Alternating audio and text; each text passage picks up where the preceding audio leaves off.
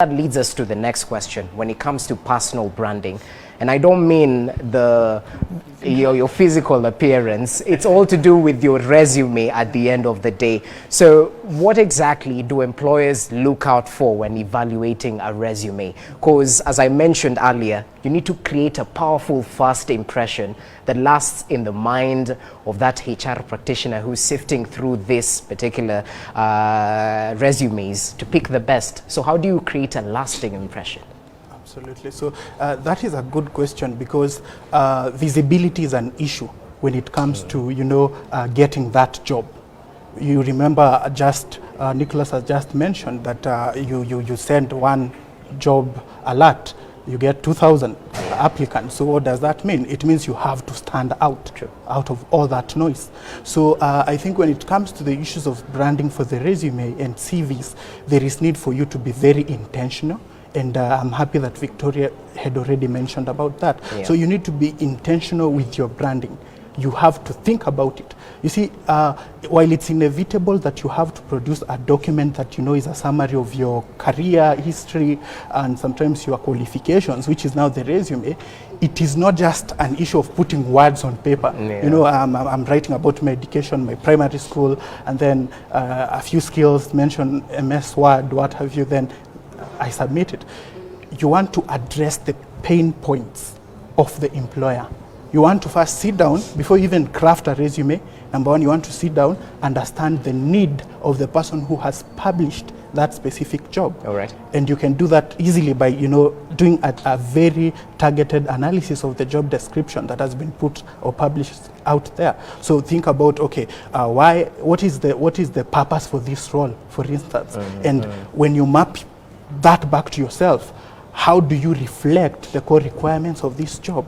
For instance, some areas I always love, of course we are talking also about entry levels, and sometimes it's hard for them to contextualize what value contribution they bring to the table. True. So these are some of the areas you can just think through to jumpstart your journey of developing a data-driven and a compelling resume. Number one, think about what have you been known for, say at school. Yeah? Have you appeared on the Dean's List?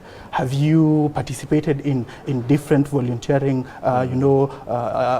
experiences? Yeah. What other projects have you done? It could be maybe it's an engineering project that was actually acclaimed. Yeah.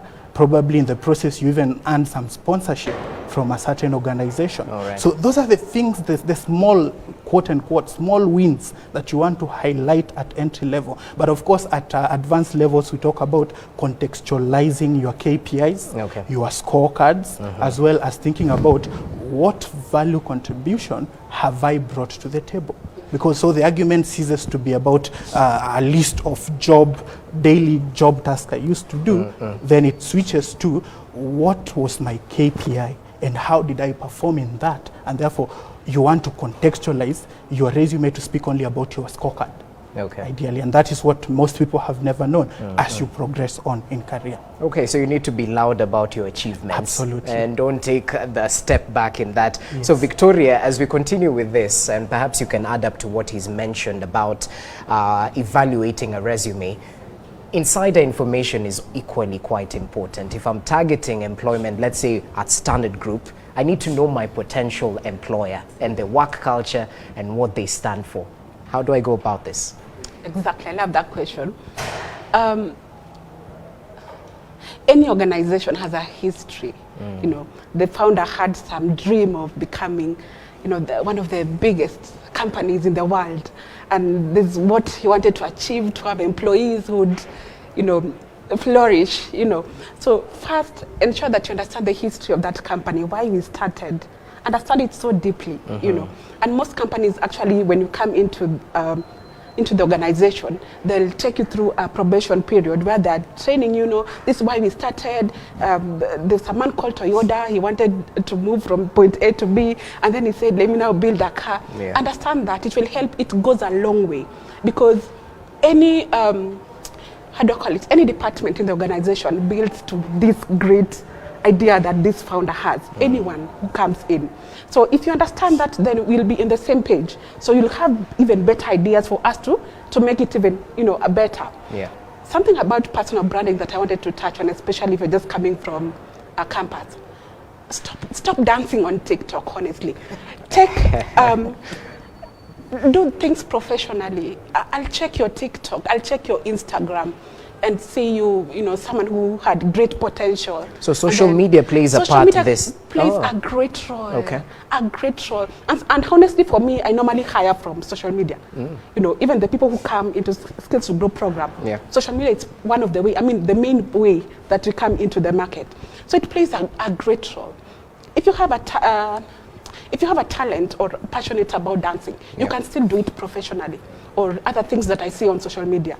Please do things professionally. Don't clout chase. You know, sometimes I see very young people with very, you know, big or great ideas coming forward, and then you see what they are posting, and then the blogs are following them, and this person is just so young. And then you're just like, wow, you know, someone give me a cane, you know. So please, just do everything professionally. You can still do those things that we do on TikTok, but do it professionally so we understand this person is doing this because, you know, if you do this, there's a lesson I want you to learn from it. Yeah, so it just starts even just from what you post, even just how you conduct yourself. Okay, you're the HR practitioner here. Social media footprint, perhaps expound on that, even as we get into the details of what an employer looks for in a resume. So the resume is it's like what you serve on the table. Okay. Just, you know, what you see at the end. And what I always say is, if, for example, you are invited to come and be interviewed, you will not just wake up and run to the interview, your hair uncombed, your shirt untucked, everything like that, and then you expect to get the job. Your resume is also exactly the same. It should not just land on the hiring manager's desk and it has typos, it has not formatted, it has, you know, things placed wrongly, and he's trying to find out, so which school did you go, and he has to really look around. So it must just be neat and, you know, communicate. Okay. And there are CVs that are really, really nice. You pick like this, you just say, looks like this can be the right guy. And it tells the employer that you are keen, you are focused in terms of what you want to do, and you can put time to achieve an objective. But if you bring a CV that is not well done, I know even if I give you a job, you will not give it the attention it deserves. So that's the immediate impression that I get. So if it is well done, then I know this is somebody, if I give a job, they will serve the customer very well. So that's key.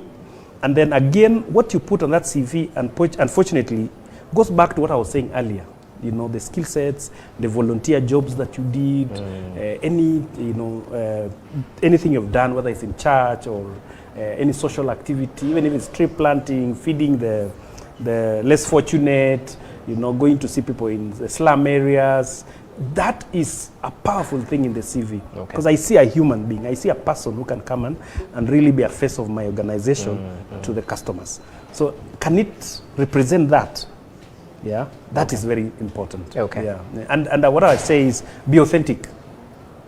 Be authentic in your sales, so that when you come, we'll see. And it is when it comes to social media, it is true that and organizations, you talked about culture, are different.